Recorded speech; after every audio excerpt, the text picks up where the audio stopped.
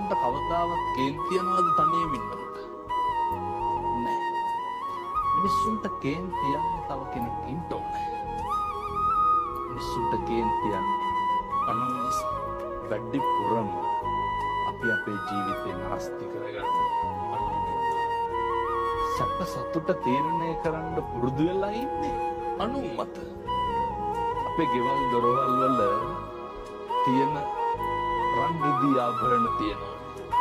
ගෙදර ඉන්නකොටව තියෙන්නේ කබඩ් එක ඇතුළේ දැඟෙල්ලගෙන. කවදාවත් අපේ අම්මලා තාත්තලා ගෙවල් වල ඉන්නකොට ඔය චේන් දුමාල බ්‍රේස්ලට් බලු කරාම් දාගෙන නෑ. මිනිස්සු වැඩිපුරම ධනය හම්බ කරලා සුරක්ෂිත කරන්නේ මේ අනුන් මත තමයි තමන්ගේ සැප සතුට තීරණය කරන්නේ. අනුන් මත තමයි තමන්ගේ සැප සතුට තීරණය කරන්නේ. තේරුම් ගන්න ඕන කාරණයක් තමයි